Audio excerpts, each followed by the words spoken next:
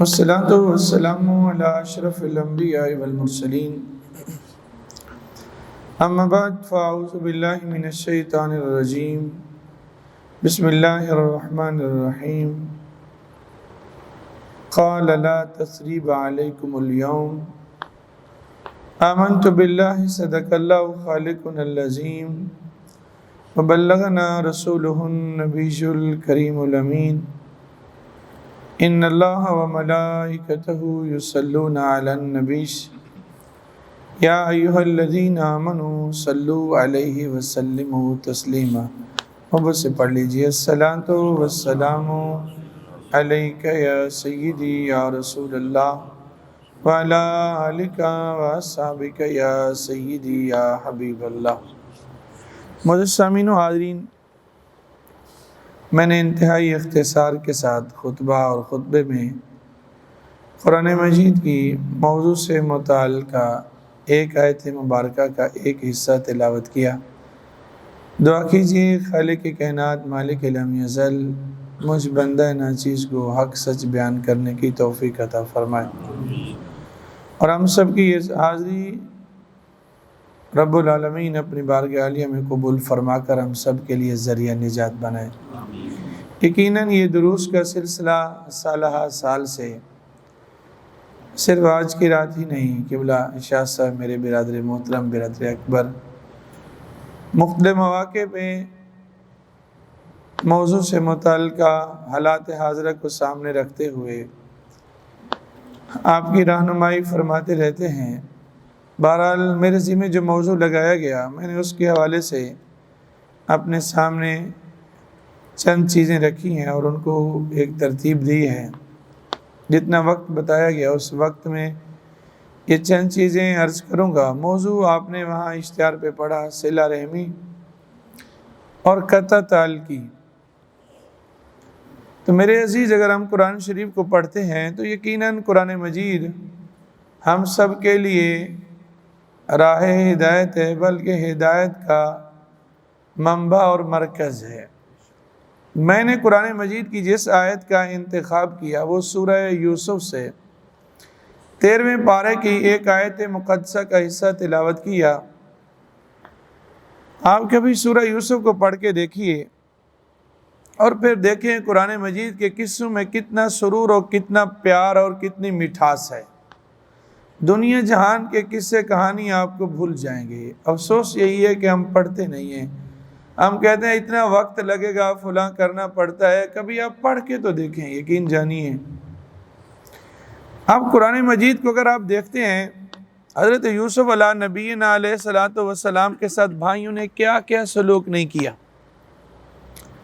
ایک موقع پہ یہ کہا، والد صاحب سے جب کہا کہ قالوا یا ابانا ما لک لا تأمنا علی یوسف، یہ پھر کہا ارسلہ معنا غدا یرتع ویلعب وانا لہ لحافظون، کہ بابا جان اس کو ہمارے ساتھ کیوں نہیں بھیج دیتے، ہمارے اوپر آپ اطمینان رکھیں، ہم انہیں لے کے جائیں گے، یہ ہمارے ساتھ چلے گا، سیر کرے گا، ہم ان کی حفاظت کریں گے. لیکن اس سے پہلے جب منصوبہ ہو رہا تھا کہ کرنا کیا ہے، تو کسی نے کہا فلاں کر دو، کسی نے کہا فلاں کر دو. تو ایک بھائی نے کہا لا تقتلوا یوسف والقوہ فی غیابت الجب یلتقط بعد السیارہ. جو بھی تھا بھائی تو تھا نا، رشتہ تو بھائی والا تھا نا، بھلے ذہن میں جو بات بھی تھی، کہا کہ نہ قتل نہیں کرنا. ایسا کرو، تم جدائی چاہتے ہو نا، والد صاحب سے جدائی ہو جائے، والد صاحب کی ساری توجہ ہماری طرف ہو جائے، تو ایسا کرو القوا فی غیابت الجب، کسی گہرے کنویں میں ان کو ڈال دو، یلتقط بعد السیارہ، کوئی قافلے والے آئیں گے لے جائیں گے، بھلے جیسے بھی ہیں بھائی ہیں، زندہ تو رہیں نا. بہرحال پھر جب حضرت یوسف علیہ نبینا علیہ الصلوۃ والسلام کو لے کے گئے، بات یہی رہی کہ اتفاق اسی پہ ہوا ان یجعلوا فی غیابت الجب، کنویں میں ڈال دیا گیا. پھر اگلے رکوع کے، یعنی رکوع یہی ہے جب یہ اختتام پذیر ہو رہا ہے، وجاءت سیارۃ فارسلوا واردہم فادلا دلوا، ایک قافلہ آتا ہے، قافلے والا ایک بندہ اس کنویں میں اپنا ڈول پھینکتا ہے، ڈالتا ہے، تو اس ڈول کے ساتھ جب حضرت یوسف علیہ نبی علیہ السلام باہر آتے ہیں، کہتے ہیں ھذا غلام، تو بشرا کے لفظ بھی ہیں، یا بشرا ھذا غلام، یہ تو کتنی خوشخبری ہے اور کتنا پیارا یہ لڑکا ہے۔ بھائیوں نے پھر کیا کیا؟ وَشَرَوْهُ بِثَمَنٍ بَخْسٍ دَرَاهِمَ مَعْدُودَةٍ، کھوٹے سکوں کے بدلے بیچ دیا۔ ایک پس منظر آپ کو سنانا چاہتا ہوں۔ بہرحال بھائیوں نے یہ سارا کچھ کیا، کنویں میں ڈال دیا، ان لوگوں کو کہا یہ ہمارا بھگوڑا غلام ہے، اور کھوٹے سکوں کے بدلے بیچ دیا، سارا کچھ کیا۔ لیکن قربان جاؤں حضرت یوسف علیہ نبی علیہ السلام کی عظمت اور ان کی صلہ رحمی پہ۔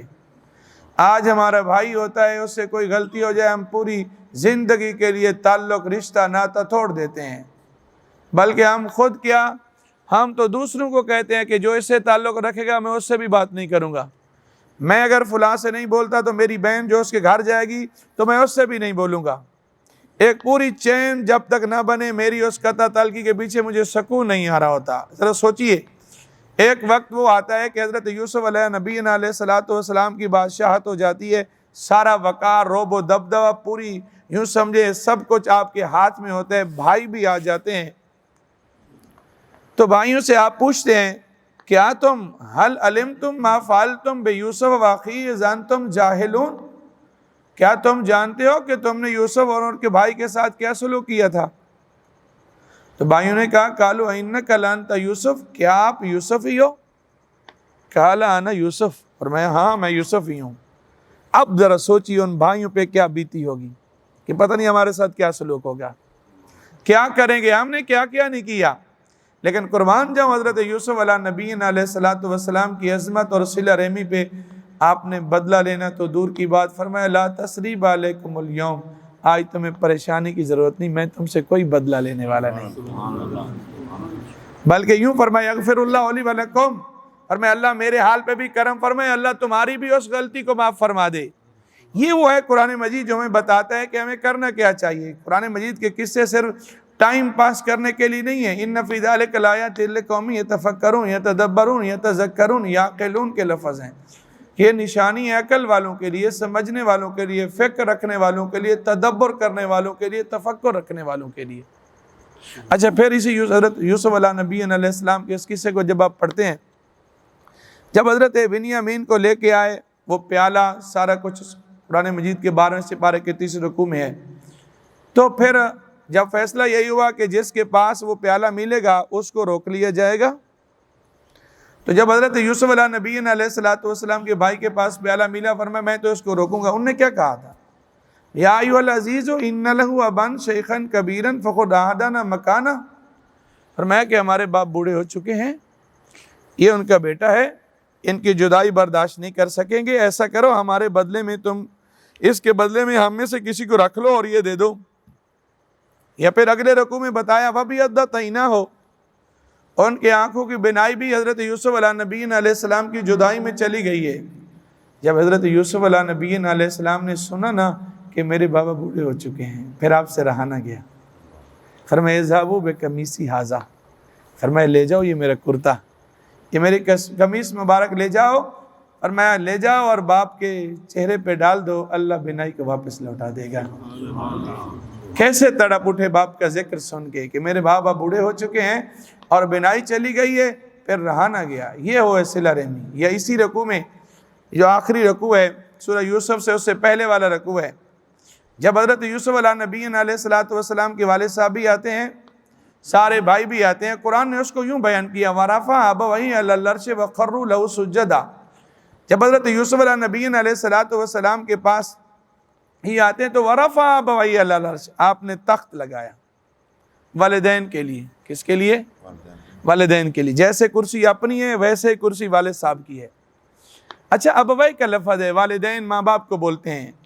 یوسف علیہ نبی علیہ السلام کی والدہ کا تو انتقال ہو چکا تھا، یہ کون تھی؟ یہ حضرت یوسف علیہ نبی علیہ السلام کی خالہ تھی۔ آپ نے جیسا تخت والد صاحب کے لیے لگایا اور ایسا ہی تخت اپنی خالہ کے لیے لگا کے بتایا کہ لوگوں جو اچھے لوگ ہوتے ہیں جیسے وہ ماں سے پیار کرتے ہیں وہ خالہ سے بھی پیار کرتے ہیں۔ اب قرآن مجید نے خالہ کو ماں کے درجے میں لے آ کے اب ابویک میں لے آئے، تو کیا ہمیں قرآن پاک درس دیتا ہے؟ یہی وجہ ہے میرے آقا کریم صلی اللہ علیہ وسلم کی بارگاہ میں ایک آدمی آتا ہے، عرض کہ رسول اللہ انی اصبت ذنبا عظیما، یا رسول اللہ میرے سے بہت بڑی غلطی ہو گئی ہے، فہل لی من توبہ، یا رسول اللہ میری کوئی توبہ ہو سکتی ہے؟ اللہ کے نبی علیہ السلام فرمایا حل لک من ام، کیا تیری والدہ زندہ ہے؟ عرض کی لا، یا رسول اللہ نہیں، والدہ کا تو انتقال ہو گیا ہے۔ فرمایا حل لک من خالہ، کیا تمہاری خالہ زندہ ہے؟ عرض کی یا رسول اللہ ہاں خالہ زندہ ہے۔ فرمایا جاؤ خالہ کے ساتھ اس نے سلوک کرو، اللہ تیری غلطی کو معاف فرما دے گا۔ اور ہمارا کیا حال ہے؟ ہم نے یہ زکوٰۃ ہی دینی ہوتی ہے نا، زکوٰۃ، حالانکہ یہ فریضہ ہے، دینی تو ہم نے ہے ہی ہے، ہم بھائی کو نہیں دیں گے۔ اسلام کیسا پیارا نظام ہے۔ اسلام یہ کہتے ہیں، اللہ کے نبی علیہ السلام کی حدیث پاک مشکات میں فرمایا اگر کوئی بندہ کسی عام آدمی مسلمان پہ صدقہ کرتا ہے 1 درہم تو اسے 1 درہم کا ثواب ملے گا، اپنے قریبی رشتہ دار پہ کرتا ہے تو اللہ اسے ڈبل اجر عطا فرمائے گا۔ اور قرآن مجید کو اگر آپ دیکھتے ہیں تو قرآن یہی کہتے ہیں وَاعْبُدُوا اللَّهَ وَلَا تُشْرِكُوا بِهِ شَيْئًا وَبِالْوَالِدَيْنِ إِحْسَانًا وَبِذِي الْقُرْبَىٰ وَالْيَتَامَىٰ وَالْمَسَاكِينِ، بعد میں قریبی رشتہ دار پہلے ہیں۔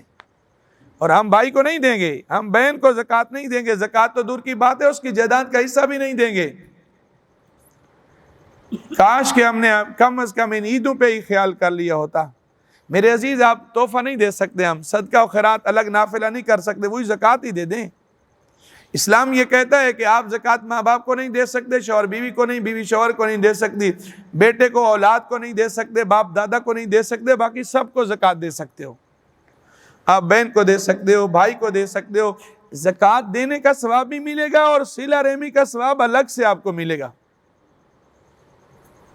آپ خالہ کو دے سکتے ہو، آپ چچا کو دے سکتے ہو، بھتیجے کو دے سکتے ہو، کزن کو دے سکتے ہو، بھانجے کو دے سکتے ہو۔ اور میں اگر اگلی بات کروں تو آپ یقیناً حیران رہ جائیں گے، آپ بیٹے کو زکوٰۃ تو نہیں دے سکتے، بہو کو دے سکتے ہیں۔ اچھا بہو کہاں خرچ کرے گی؟ نہیں سمجھ آ رہی؟ اسی اولاد پہ خرچ کرے تو وہی بیٹے کا فائدہ ہے۔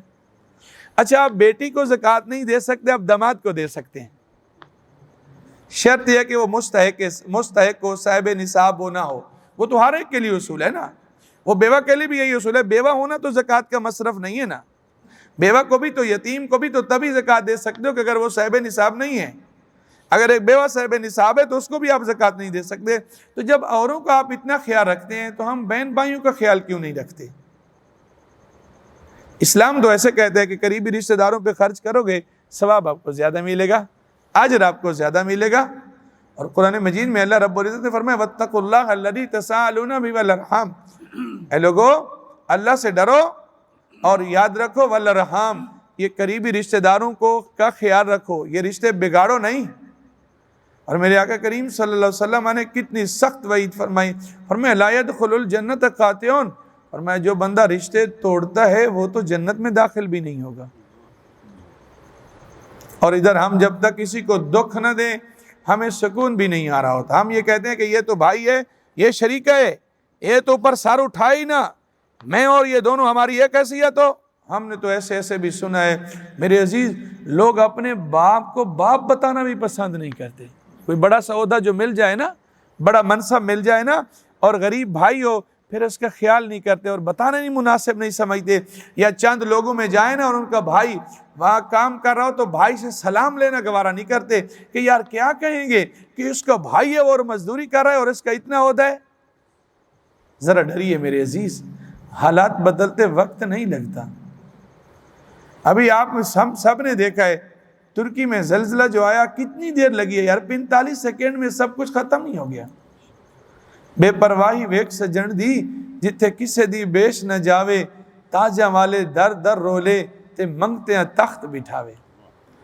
یہ مت سوچیے، ہم یہ مت سوچیں کہ ہمارے پاس یہ میری چلاکی ہے، میں کاروبار کر سکتا ہوں، میرے اندر فن ہے، میں فلاں کاریگر اور ماہر قسم کا بندہ ہوں، پڑھا لکھا ہوں، دانشور ہوں، تاجر ہوں۔ میرے عزیز ایک تھوڑی سی پریشانی جو ہے، ایک حادثہ ہو جائے سب کچھ ملیا میٹ ہو جاتا ہے، کچھ بھی باقی نہیں رہتا۔ اور پھر جب بندہ چارپائی پہ بیٹھ جاتا ہے کوئی قریب بھی آنے کو نہیں ہوتا۔ اگر میں مثال سمجھانے کے لیے دوں تو یقیناً آپ اس کو سمجھیں گے بھی صحیح اور تھوڑا سا دل پہ اثر بھی کرے گی۔ یہ دنیا، یہ دولت جس کے لیے ہم سلام لینا گوارا نہیں، ہم تو عید والے دن بھی ڈنڈی مارتے ہیں۔ یقین جانیے ہمارے عید والے دن بھی امیر اور غریب میں ملنے میں بڑا فرق ہوتا ہے۔ ہم امیر کو کس حیثیت سے ملتے ہیں اور غریب کو کس حیثیت سے ملتے ہیں۔ کسی کو 2 انگلیاں اور امیر کو 2 صفوں کو کراس کر کے جا کے گلے ملتے ہیں۔ اور پھر ہمارا رویہ کیا ہوتا ہے، بظاہر سے ہم سینے ملے اندر ہمارے کیا ہوتا ہے۔ کسی نے کیا خوب کہا تھا، پڑھ کے دوگانا عید کا، مسلمان جب آپس میں ملتے ہیں الفت کی ہوائیں چلتی ہیں، بہار کے غنچے کھلتے ہیں، اس شان سے مولا دل بھی ملے جس شان سے سینے ملتے ہیں۔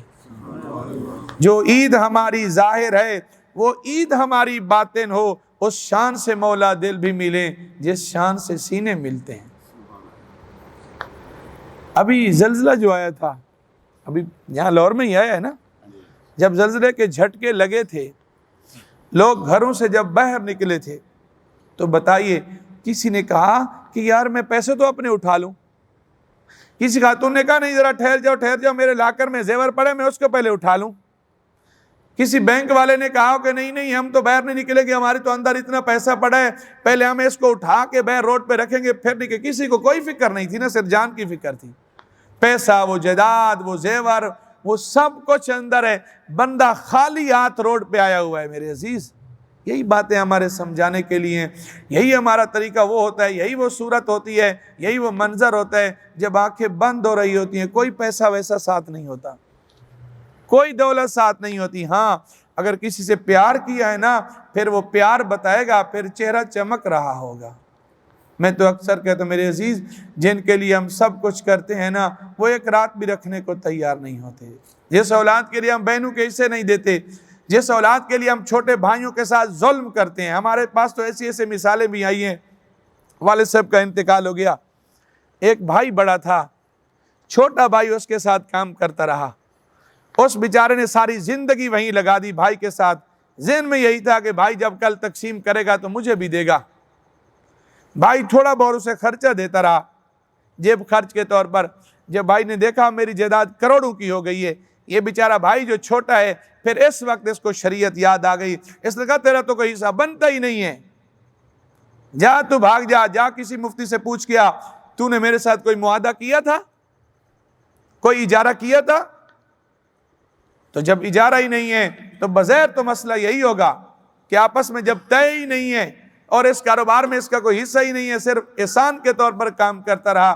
میرے عزیز اس نے تو احسان کے طور پر سارا کام کیا، تیرے بچوں کو سکول چھوڑا، تیرے گھر کا سودا سلف لایا، سارے کام کرتا رہا۔ حل جزاء الاحسان الا الاحسان، آج احسان کا بدلہ یہی دے رہا ہے کہ جب بھائی کسی کام کا نہیں رہا، کسی اور جگہ پہ وہ کام نہیں کر سکتا، اب تمہیں شریعت یاد آ گئی ہے، مسائل تجھے آج یاد آ گئے، ساری زندگی جو اس نے تیرے ہاں کام کی ہے اس اجرت کا تو نے خیال ہی نہیں رکھا۔ ہم نے وہ حدیث پاک پڑھی بھی ہے، سنی بھی ہے، کاش ہم نے عمل کیا ہوتا۔ وہ جو 3 بندے غار میں پھنس گئے تھے، غار کے دہانے پہ وہ پتھر جو گرا تھا، غار کا منہ بند ہو گیا تھا، بتاؤ پھر وہ کس عمل کی برکت سے اللہ نے پتھر کو ہٹایا تھا۔ ایک تو سیدھا رحمی کی مثال وہی تھی نا، اس نے کہا یا رسول اللہ، یا اللہ ان لی ابوان شیخان، میرے والدین بوڑھے تھے، میں بکریاں چرایا کرتا تھا، شام کو جب لوٹتا تھا پہلے دودھ والدین کو پلاتا تھا پھر بچوں کو پلایا کرتا تھا۔ حالانکہ کوئی گناہ تو نہیں ہے کہ آپ بچوں کو پہلے دے دیں، لیکن ایک جذبہ ہے، ایک جذبہ ہے نا کہ یار میرے ماں باپ، بھلے بچے سے جتنا ماں باپ تو ماں باپ ہی ہیں نا، ہمارے وجود کا سبب بظاہر تو ماں باپ ہی ہیں نا۔ میں اس سے بڑی آپ کو کیا مثال دوں، اور سیدھا رحمی کی کیا عظیم مثال دوں۔ میرے عزیز اللہ کے نبی علیہ الصلوۃ والسلام تشریف فرمائے، مشکات میں حدیث مبارک ہے، باب الصلہ والرحمہ میں یہ بات موجود ہے، آپ جا کے پڑھ کے دیکھیے۔ جب ایک خاتون آتی ہے، اللہ کے نبی علیہ الصلوۃ والسلام چادر بچھا دیتے ہیں، اسے وہاں بٹھاتے ہیں، راز و نیاز کی باتیں ہوتی ہیں، وہ چلی جاتی ہے۔ صحابہ کرام علیہم الرضوان عرض کرتے ہیں یا رسول اللہ، یہ باپردہ خاتون، یہ برقع پہنے ہوئے، یہ پردے میں آنے والی خاتون کون ہے؟ یہ خوش قسمت کون خاتون ہے جس کے لیے آپ نے گفتگو کو ختم کر دیا، چادر بچھا دی؟ یا رسول اللہ یہ خوش قسمت خاتون ہے کون؟ اللہ کے نبی علیہ السلام فرماتے ہیں ہے یا ارداتنی، یہ تو وہ ہے جس نے مجھے دودھ پلایا ہے۔ یہ تو وہ ہے جس نے مجھے، ذرا سوچئے تو صحیح، جس نے دودھ پلایا اس کی اتنی شان ہے، تو پھر جس نے جنا ہے اس کی کتنی شان ہے۔ بہرحال اس نے دعا مانگی کہ اللہ ایک وقت ایسا آیا جب شام کو بکریاں دور لے گیا، لیٹ ہو گئی، میرے والدین سوئے تو میرے بچے میرے قدموں پہ ساری رات گرتے رہے، روتے رہے، لیکن میں نے اپنا اصول نہیں بدلا۔ صبح اٹھے ہیں، والدین کو پہلے دودھ پلایا ہے، پھر بچوں کو پلایا۔ یا اللہ تو جانتا ہے وہ میں نے عمل تیری رضا کے لیے کیا، اگر وہ میرا عمل تیری بارگاہ میں مقبول ہے تو اس پتھر کو ہٹا دے۔ اللہ نے پتھر کو ہٹایا یا نہیں ہٹایا؟ حدیث پاک ہے، حدیث سے کوئی انکار نہیں کر سکتا۔ امام بخاری نے ایک جگہ پہ نہیں، کئی جگہوں پہ اس کو نقل کیا، صرف بخاری کے اندر۔ اچھا، جس کے لیے میں نے بات کو چلایا کہ ادھر بھائی کام بھی کرتا رہا اس کے ساتھ، پھر بھی یہ سمجھتا ہے کہ میرے اس کا کوئی حصہ نہیں ہے، میں نے تو کچھ نہیں دینا اس کو۔ وہ جو تیسرا بندہ تھا، اس نے کہا تھا نا یا رسول اللہ، یا اللہ میرے پاس ایک بندہ آیا تھا، مزدوری کرتا رہا، شام کو جب ٹائم ختم ہوا اس نے کہا مجھے یہ مزدوری دو، میں نے کہا یہ تمہاری مزدوری ہے؟ اس نے کہا بھائی یہ تو تھوڑی ہے، میں نہیں لیتا۔ وہ چلا گیا، میں خوش ہو گیا، ٹھیک ہے پیسے بچ گئے، کام بھی ہو گیا۔ ہم تو زبردستی نہیں دیتے، ہم تو مزدور ہمارے پاس کام کرے، اب پہلی ہو جاتی ہے ہم کہتے ہیں مرنے تھوڑی لگا ہے تو، میں علاقہ چھوڑ کے تھوڑی جا رہا ہوں، تمہیں کیا فکر لگی ہے؟ میرے عزیز، ہم اپنے بچوں کی شاپنگ کب کرتے ہیں؟ کیا مہینہ ختم ہونے کے بعد؟ کیا عید آنے کے بعد ہم کرتے ہیں؟ جیسے ہمارے بچے ہیں اس کے بھی تو بچے ہیں نا، ہیں وہ بھی مسلمان۔ جس خدا کا ہم کلمہ پڑھتے ہیں اسی خدا کا اسی نے کلمہ پڑھا ہوا ہے، جس نبی کے ہم امتی ہیں اسی نبی کے وہ امتی ہیں۔ میرے عزیز، ہیں تو وہ بھی انسان، یہ تو رب کی مرضی ہے، رب کی دین ہے۔ اللہ یبسط الرزق لمن یشاء ویقدر، جس کے لیے چاہے رزق کو وسیع کر دے اور جس کے لیے چاہے رزق کو تنگ کر دے۔ ہم کیا سمجھتے ہیں؟ ہماری اوقات ہی کیا ہے میرے عزیز؟ آنکھ جو بند ہوئی نا تو ہم تو آنکھیں بھی اپنی بند نہیں کر سکتے۔ جب روح نکلتا ہے تو لوگ آنکھوں پہ ایسے ہاتھ پھیر رہے ہوتے نہیں پھیر رہے ہوتے؟ کیوں؟ کہ یار اگر ابھی روح جب مکمل نکل گئی، جسم جو ختم ہوا تو اس کی آنکھیں بھی بند نہیں ہوں گی۔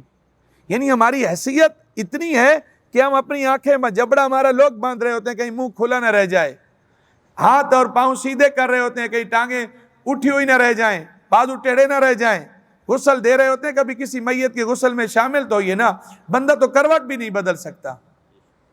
مٹی دا تو مٹی ہونا، مٹی دا تو مٹی ہونا، کادی بلے بلے اج مٹی دے اتے بندیا کل مٹی دے تھلے۔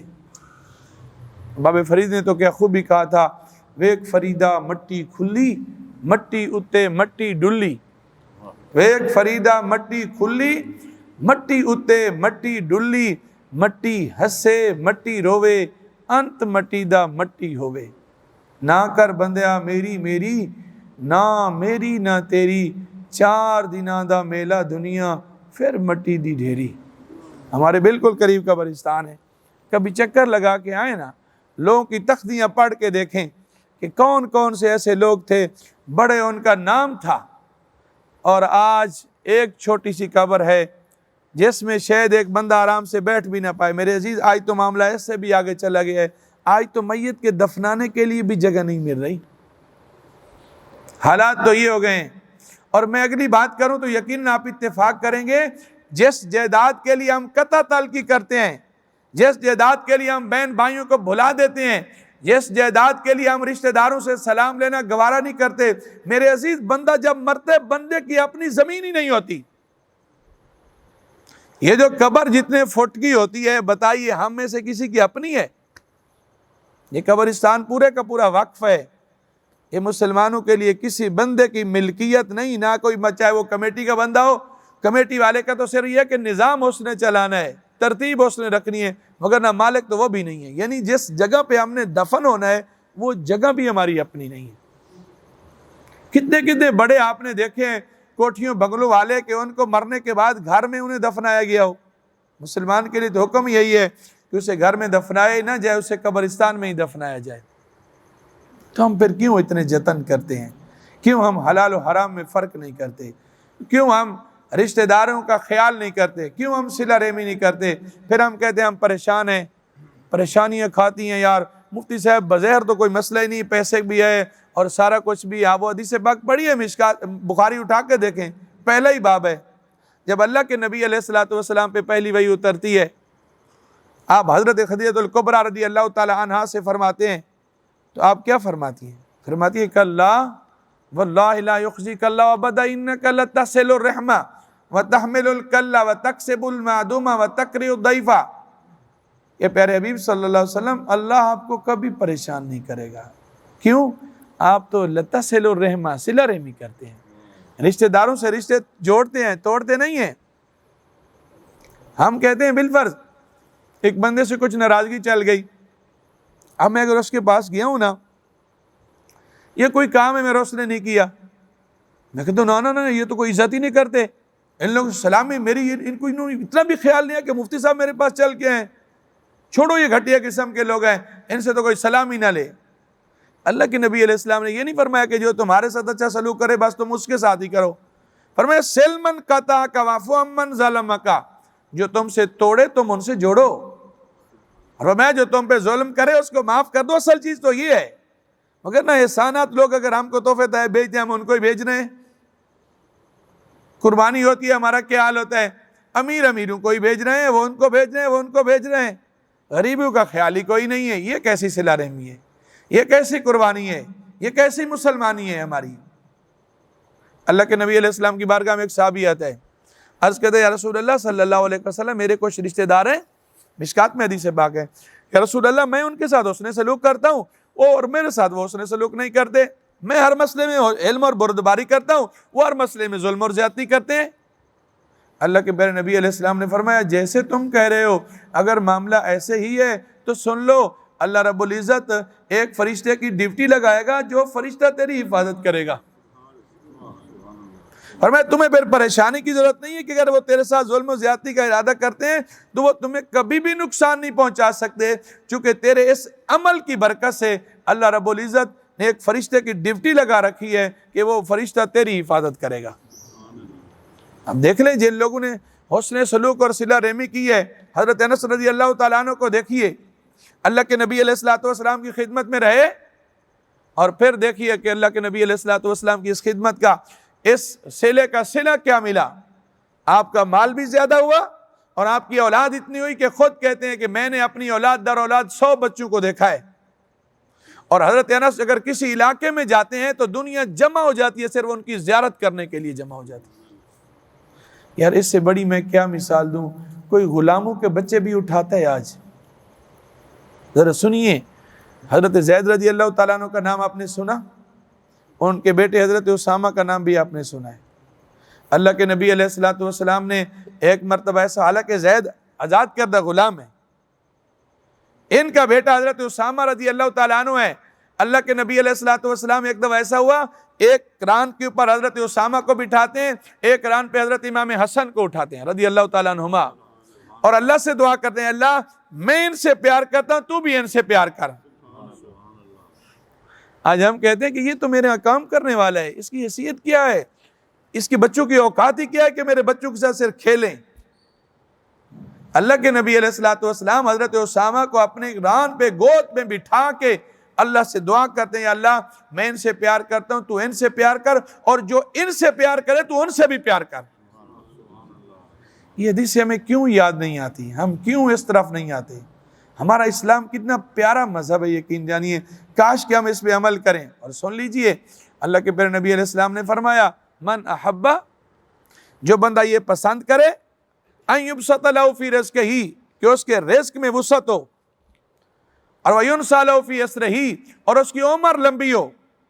اور کون نہیں چاہتا، ہم میں سے ہر کوئی چاہتا ہے کہ ہماری عمر بھی لمبی ہو، ہمارا رزق بھی زیادہ ہو۔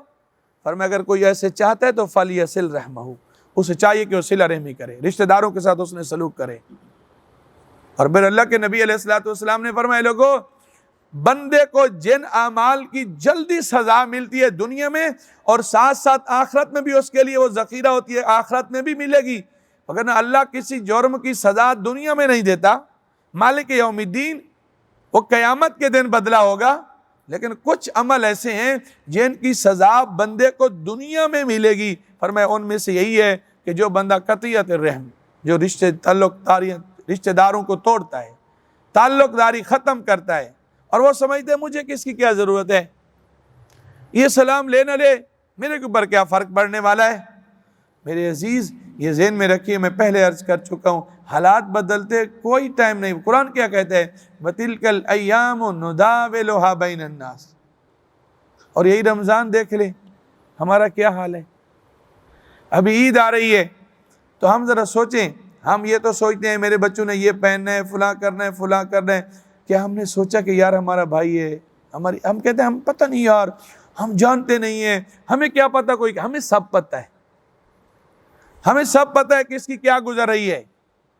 بس اندر کا جو ضمیر ہے، دنیا داری سے جو پیار ہے نا، وہ ہمیں 1 روپیہ خرچ کرنے نہیں دیتا۔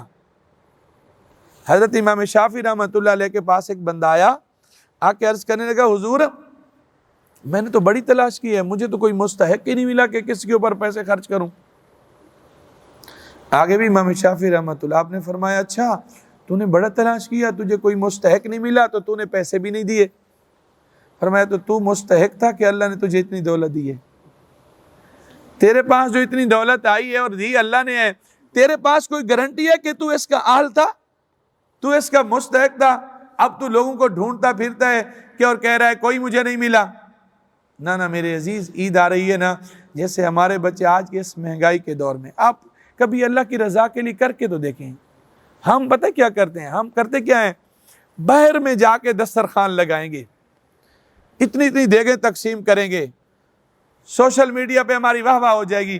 ہمارا بالکل قریب میں ہمارا قریبی اور پڑوسی، اللہ کے نبی علیہ الصلوۃ والسلام تو پڑوسی کے بارے میں کہتے ہیں کہ مجھے اتنی نصیحت کی گئی، اتنی گئی کہ مجھے یہ لگا جیسے اس کو وراثت میں بھی حصہ ملے گا۔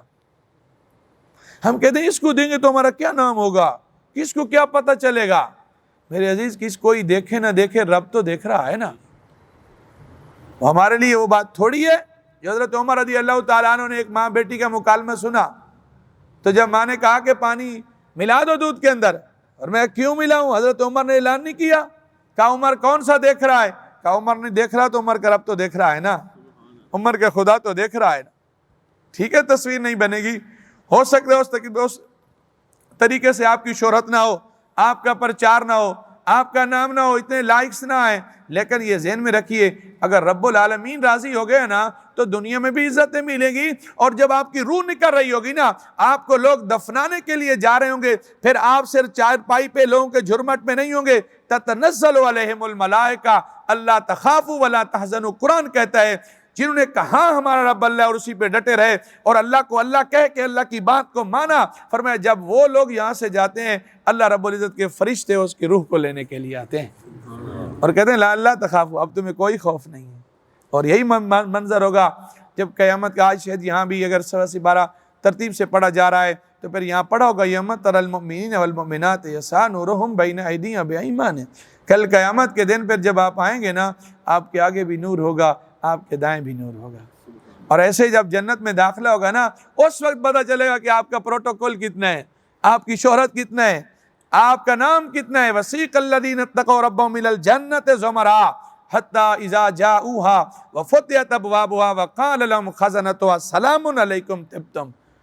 سلام ہو تیرے اوپر، جنت میں جائیں گے دروازہ پہلے کھل جائے گا اور کہا جائے گا سلام علیکم، تم پر سلام ہو، طبتم، تم نے اچھی زندگی گزاری ہے، فادخلوها خالدین، اب اس جنت میں داخل ہو جاؤ اور ہمیشہ ہمیشہ اس میں رہو۔ حضرت ابو ایوب انصاری رضی اللہ تعالیٰ نے حدیث پاک کے راوی ہیں، اللہ کے پیارے نبی علیہ الصلوۃ والسلام کی بارگاہ میں ایک آدمی آتا ہے، عرض کرتا ہے یا رسول اللہ مجھے کوئی ایسا عمل بتائیے کہ میں عمل کروں اور جنتی ہو جاؤں۔ اللہ کے نبی علیہ الصلوۃ والسلام فرماتے ہیں ان تعبد اللہ ولا تشرک بہ شیئا، اللہ کی عبادت کر کے اس کے ساتھ کسی کو شریک نہ ٹھہرا، وتقیم الصلاۃ، اور نماز قائم کر، اور اللہ کے وتؤتی الزکاۃ، اور زکوٰۃ ادا کر، اور تیسری بات فرمایا وتصل الرحم، اور رشتہ داروں کے ساتھ حسن سلوک کیا کر۔ رشتہ داروں کے ساتھ تو حسن سلوک کرے گا تو سن لے تیرے وہ اعمال بھی فائدہ مند ہوں گے، اور رب العالمین تجھے دنیا میں بھی عزت عطا فرمائے گا، اور اللہ رب العزت تمہیں اپنے فضل سے جنت میں بھی داخل فرمائے گا۔ میرے عزیز، یہ ساری مثالیں ہمیں سمجھانے کے لیے ہوتے ہیں۔ بسا اوقات ایسے معاملات ہوتے ہیں کہ ہم سمجھتے ہیں کہ پتہ نہیں یہ کیوں ہے، وہ متنبع کرنے کے لیے چیزیں آتی ہیں۔ ابھی رمضان ہے، ہمارا حال تو یہ ہے کہ جو چیز چاہیے تو یہ تھے کہ رمضان میں اللہ کے نبی علیہ الصلوۃ والسلام کی سخاوت رمضان میں تیز ہوا سے بھی زیادہ ہوتی تھی، من الریح المرسلہ، بخاری کی حدیث پاک ہے پہلے چیپٹر کے اندر. اور ہم رمضان میں 10 روپے والی چیز اگر 1000 کی نہ بیچے ہمیں چین نہیں آتا. وہی حاجی صاحب، وہی نمازی صاحب جو 10 روپے والی چیز 50 روپے پہ یا 100 پہ بیچ کے پھر پہلی صاحب میں جگہ ڈھونڈنے کی کوشش کر رہے ہوتے ہیں. وہی دھوکے کے ساتھ بیچ کر، وہی لوگوں کے ساتھ فراڈ کر کے، اور وہ سمجھتے ہیں کہ میں تراویح پڑھ لوں گا تو تہجد پڑھ لوں گا تو رب راضی ہو جائے گا. نہ کچھ بغض تے ریتے چ نہیں ملدا، کچھ ہار تے جیتے چ نہیں ملدا. مخلوق خدا نال پیار کیتا کر رب صرف مسیح تے چ نہیں ملدا. اگر میرا ہے ہی حرام کا کاروبار، میری ساری چیزیں ہی ایسی ہیں کہ اس میں سارا میں نے دھوکے کے ساتھ کیا ہوا ہے، تو حدیث کس کے لیے؟ من غش فلیس منا، جو دھوکہ دے وہ ہم میں سے نہیں. بات ایک بڑی سچی ہے، جھوٹی ہے، مسئلہ الگ ہے، لیکن کم از کم دل کو تڑپانے کے لیے کافی ہے کہ ایک غریب مزدور اپنی بیوی سے یہ کہہ رہا تھا کہ ابھی تھوڑا سا صبر کرو، اے میرے بچوں ابھی تھوڑا سا ٹھہر جاؤ، جب یہ مقدس مہینہ چلا جائے گا نا لوگ فروٹ سستے کر دیں گے، لوگ چیزیں سستی کر دیں گے، ہم پھر خرید لیں گے.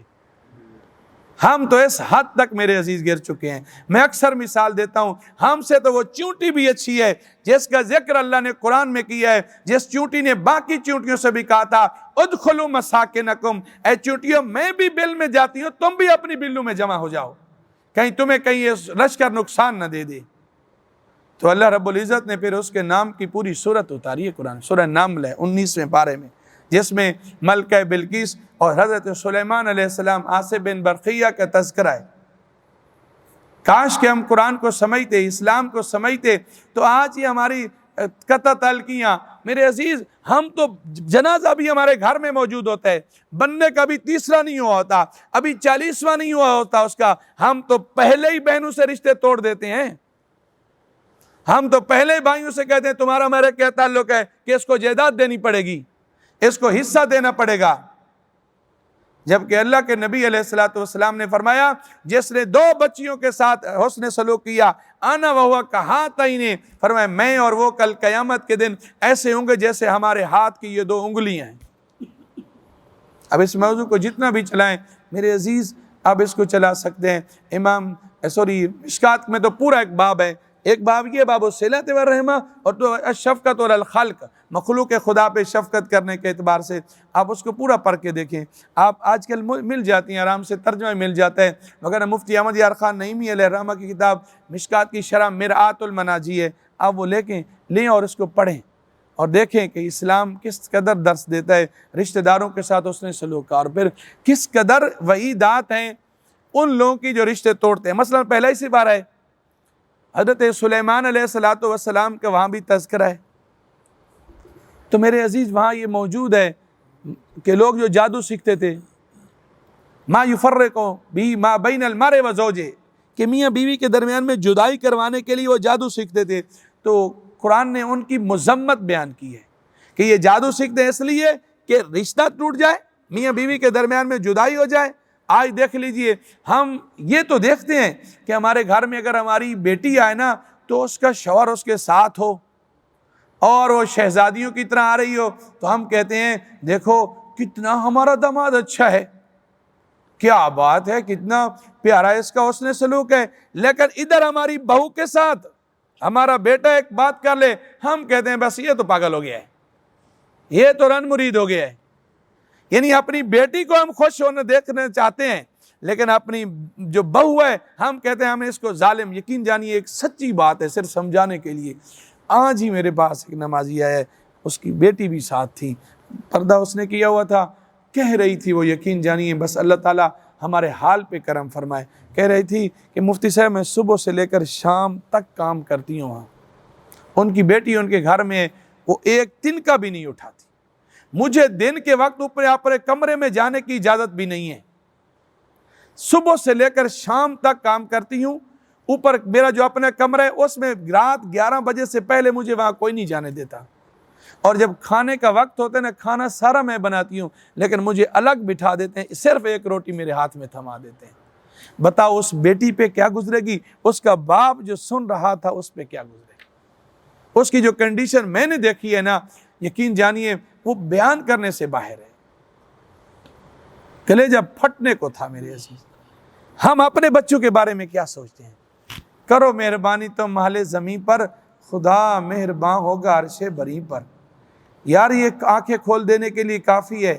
وہ عورت جو نیک قسم کی تھی، ارے اس نے اگر بلی کو باندھا، بلی ایک حرام جانور ہے، بلی کو باندھا کہ نہ اس کو کچھ ڈالا نہ اس کو چھوڑا، اللہ نے اسے جہنم کا مستحق بنا دیا۔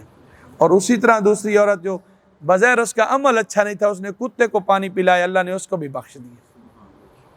یقین جانیے یہ پیسہ، یہ جائیداد، یہ کوٹھیاں، یہ بنگلے، یہ سب کو جو کہتے ہیں نا تم میری جان ہو، یہی جان والے اپنے ہاتھوں سے دفنا کے آتے ہیں۔